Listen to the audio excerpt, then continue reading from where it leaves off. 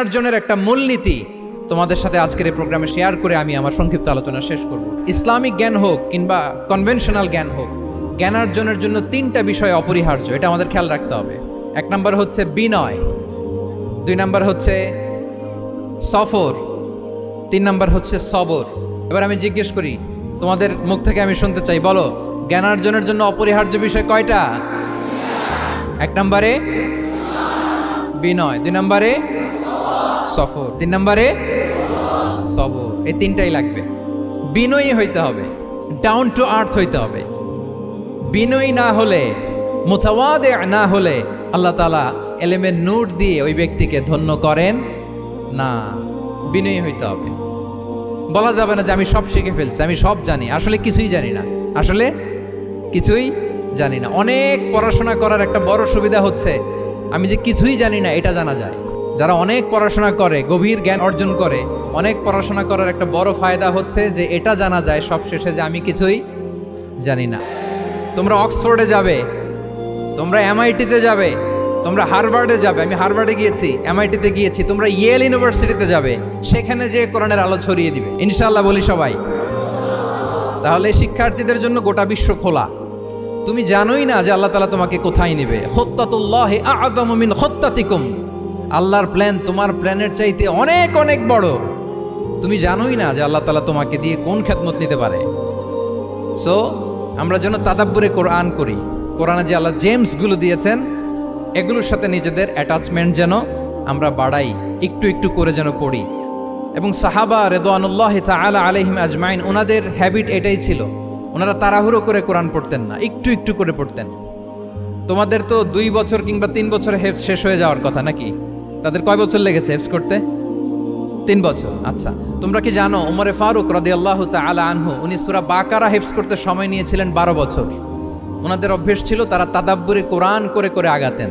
10 আয়াত পড়তেন, এটাকে মুখস্থ করতেন, এটার অর্থ বুঝতেন, এটার উপর আমল করতেন, এটাকে ধারণ করতেন, এটার উপর সাধনা করতেন, এটারে ডাইজেস্ট করা শেষ, এরপরে 10 আয়াত, আবার একই সিস্টেমে 10 আয়াত পরে এরপরে 10 আয়াত।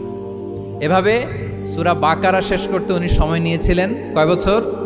12 বছর। এবং যেদিন সূরা বাকারা কমপ্লিট করেছিলেন ওদিন উট জবাই করে সবাইকে খাইয়েছিলেন।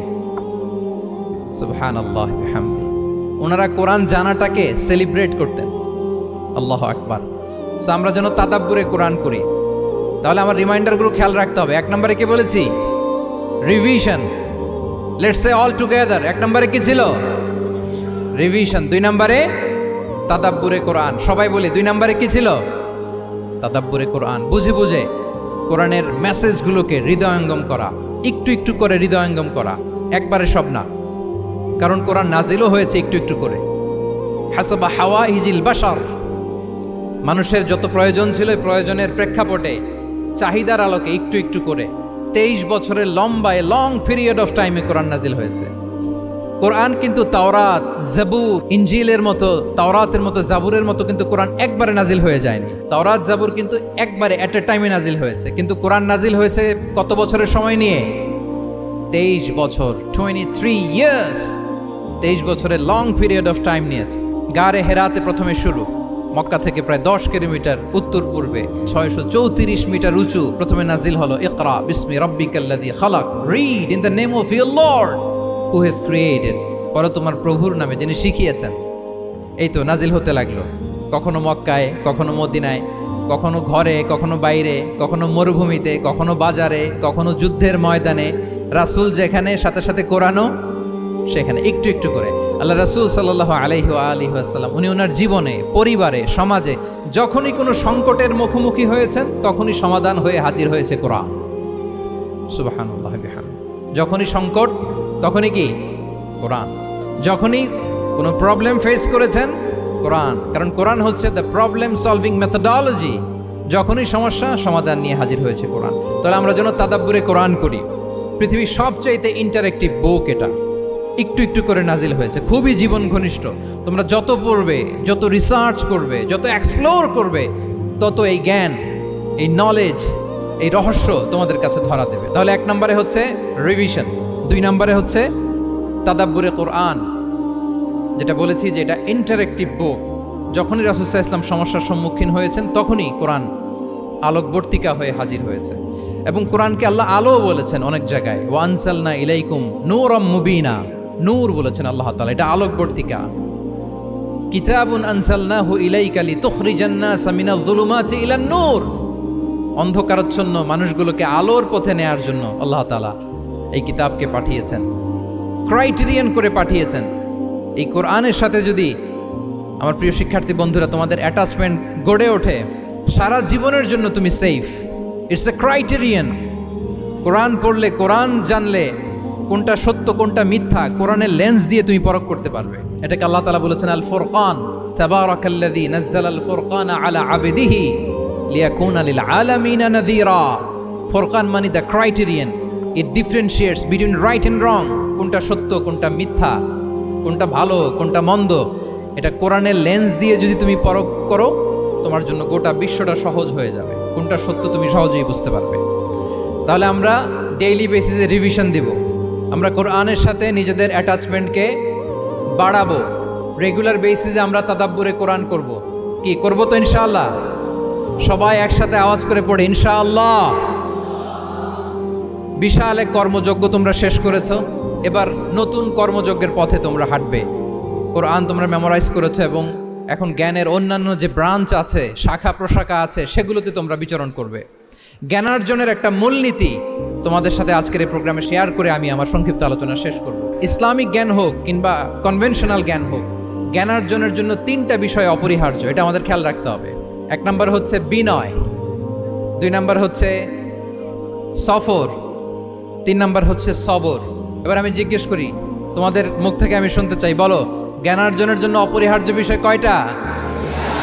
এক নম্বরে বিনয়, দুই নম্বরে সফর, তিন নম্বরে সবর। এই তিনটাই লাগবে। বিনয়ী হইতে হবে, ডাউন টু আর্থ হইতে হবে। বিনয়ী না হলে, মুতাওয়াদি না হলে আল্লাহ তাআলা এলেমের নূর দিয়ে ওই ব্যক্তিকে ধন্য করেন না। বিনয়ী হইতে হবে। বলা যাবে না যে আমি সব শিখে ফেলছি, আমি সব জানি, আসলে কিছুই জানি না, আসলে কিছুই জানি না। অনেক পড়াশোনা করার একটা বড় সুবিধা হচ্ছে আমি যে কিছুই জানি না এটা জানা যায়। যারা অনেক পড়াশোনা করে, গভীর জ্ঞান অর্জন করে, অনেক পড়াশোনা করার একটা বড় ফায়দা হচ্ছে যে এটা জানা যায় সব শেষে যে আমি কিছুই জানি না। আবুন নওয়াস একটা চমৎকার কবিতা লিখেছেন, উনি বলেছেন ফাকুল লিমান ইয়াদঈ ফিল ইলমি ফালসাফাতান হাফিজতা শাইআন ওয়া গাবাত আনকা আশিয়াউ। যে বলে যে আমি সব জানি, তুমি তার বৃদ্ধাঙ্গুলি দেখিয়ে বলা তুমি কিছুই জানো না, তুমি অল্প কিছু জেনেছো। মহাবিশ্বের অনেক রহস্য তোমার কাছে এখন অধরা, এখনো অধরা, অজানা। ওয়া ফাওকা কুল্লি যী ইলমিন আলিম, জ্ঞানীর উপরও জ্ঞানী আছে, জাননেওয়ালার উপরও জাননেওয়ালা আছে। তাহলে বিনয় যেন আমাদের পোশাক হয়, আমরা যেন বিনয়ী হই। আমরা যার কাছ থেকে নলেজ নিব, ইলম নিব, তার কাছে বিনয়ী হইতে হবে। যেই পাত্রে পানি ঢালবো এটা থাকবে নিচে, আর যেই গ্লাস থেকে ঢালা হবে ওইটা থাকে উপরে। মুসা আলাইহিস সালাম একবার বনি ইসরাইলের মাঝে আলোচনা করছিলেন, হঠাৎ এক লোক বলে যে ইয়া নবী আল্লাহ মান আ'লামু ফিল আরদ, বর্তমান পৃথিবীতে সবচেয়ে বড় জ্ঞানী কে? তো মুসা আলাইহিস সালাম বলে ফেললেন আনা, আমি সবচেয়ে বড় জ্ঞানী। এটা ভুল বলেন নাই, কারণ যাকে আল্লাহ তাআলা ওহির জ্ঞানে ধন্য করেন তিনিই তো সবচেয়ে বড় জ্ঞানী। তো আল্লাহ তাআলা এই রেসপন্সটা, এই আনসারটা পছন্দ করেন না। আল্লাহ তাআলা চাচ্ছিলেন মুসা আলাইহিস সালাম যদি বলতো যে আল্লাহই ভালো জানে বা আল্লাহু আ'লাম, আল্লাহই সবচেয়ে জ্ঞানী, এটা আল্লাহ পছন্দ করতেন। তো উনি যখন বলে ফেলছেন আমি, আল্লাহ বলে না মুসা, তুমি যে বলে ফেললে আমি সবচেয়ে বড় জ্ঞানী, তুমি তো সবচেয়ে বড় জ্ঞানী নও, তোমার চেয়ে বড় জ্ঞানী আছে। শুনে তো মুসা আলাইহিস সালাম অবাক, কি আমার চেয়ে বড় জ্ঞানী কোথায়? আল্লাহ বললেন ইযহাব ইলা মাজমাইল বাহরাইন, দুই সাগরের মিলনস্থলে যাও, ওখানে আমার এক বান্দা আছে ইসমুহু খাদির।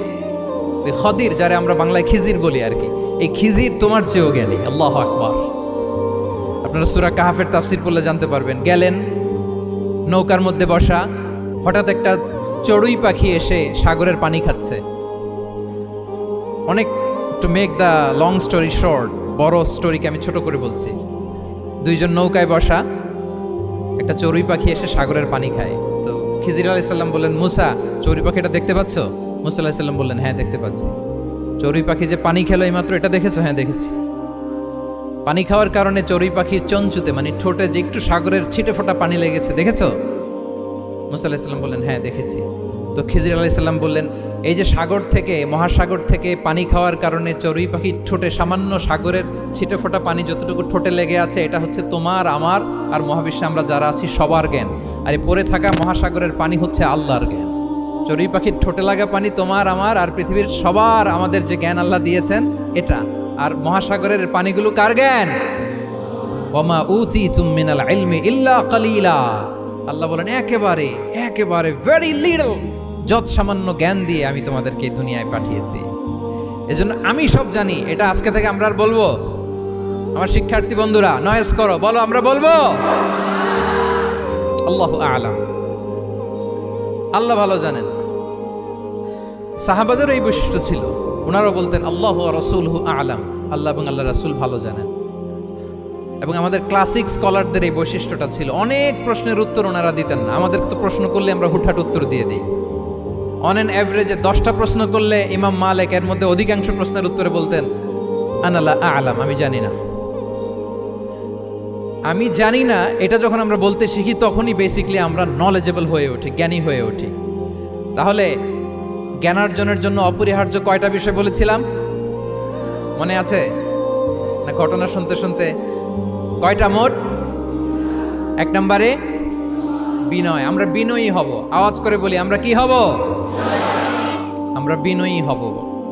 এই যে আমরা কোরআন হেফজ করলাম, এরপরে তুমি যদি বুখারী হেফজ করো, মুসলিম হেফজ করো, এটা তোমার বাহ্যিক জ্ঞান অর্জন হয়েছে। জ্ঞানের দুইটা সাইড, একটা ইন্টারনাল নলেজ আর একটা হচ্ছে এক্সটার্নাল নলেজ। বাহ্যিক জ্ঞান এটা হয়েছে, আরেকটা আছে ইন্টারনাল নলেজ, এটাকে বলে অন্তর্নিহিত জ্ঞান।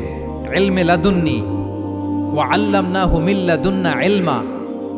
এটা শুধু কোরআন হেফজ করলেই হয় না, এটা কোরআন পড়ার পরে, হাদিস পড়ার পরে, এগুলোর উপর আমল করার পরে, বছরের পর বছর সাধনা করার পরে আল্লাহ তাআলা কোনো ব্যক্তিকে ইলমের নূর দেন। এটা এত সহজ না।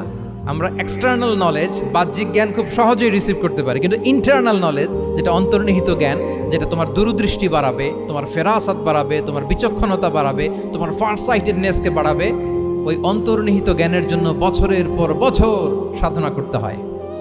সো আমরা যেন বিনয়ী হই, এটা হচ্ছে নাম্বার 1। 2 নাম্বার কি বলেছিলাম? সফর। ফানজুরু কাইফা কানা আকিবাতুল মুকাজ্জিবিন। আল্লাহ বলে সফর করো, সিরু ফিল আরদ, ট্রাভেল করো। ট্রাভেল করলে তোমার চোখ খুলে যাবে। তুমি যদি পেট্রাতে যাও, জর্ডানের পেট্রায়, তোমার চোখ খুলে যাবে। তুমি যদি ফেরাউনের লাশ দেখে আসো, তুমি অবাক হয়ে যাবে। তুমি যদি জর্ডানের ডেড সি ঘুরে আসো, তুমি অবাক হয়ে যাবে। 1000টা বই পড়ে তুমি ওই জ্ঞান অর্জন করতে পারবে না, যেই জ্ঞান তুমি ট্রাভেলিং করে অর্জন করতে পারবে। তাহলে ভ্রমণ করতে হবে। আর 3 নম্বরে কি বলেছিলাম? সবর, মানে হার্ড ওয়ার্কিং হইতে হবে। পরিশ্রমের কোনো বিকল্প নাই। There is no alternative to be hard working. কোনো বিকল্প নেই, হার্ড ওয়ার্ক তোমাকে করতেই হবে। এটাই সবর। এই 3টা প্রশিক্ষণই আল্লাহ তাআলা মুসা আলাইহিস সালামকে দিয়েছিলেন। লম্বা ঘটনা, তিনি খিজির আলাইহিস সালামের সাথে সফরও করেছেন, ওনার কাছে যে বিনয়ী হয়েছেন। তারপরে বারবার উনি ধৈর্যহারা হয়ে যাচ্ছিলেন, আল্লাহ ধৈর্যেরও পরীক্ষা নিয়েছেন। তাহলে বিনয়, সফর এবং সবর, এই 3টা জিনিস জ্ঞানার্জনের জন্য অপরিহার্য। এই ফিচারগুলো দিয়ে, এই ক্যারেক্টারিস্টিক্সগুলো দিয়ে যেন আল্লাহ তাআলা আমাদেরকে ধন্য করে। আমরা সবাই পড়ি আমিন। আমরা আল্লাহর কোরআনকে যেভাবে হৃদয়ে ধারণ করতে পেরেছি, আমরা যেন কোরআনের তাদাব্বুরের মধ্য দিয়ে, কোরআনের রিফ্লেকশনগুলোর সাথে নিজেদের অ্যাটাচমেন্ট বাড়ানোর মধ্য দিয়ে আলোকিত মানুষ হতে পারি। আল্লাহ তাআলা আমাদেরকে তৌফিক দান করুন।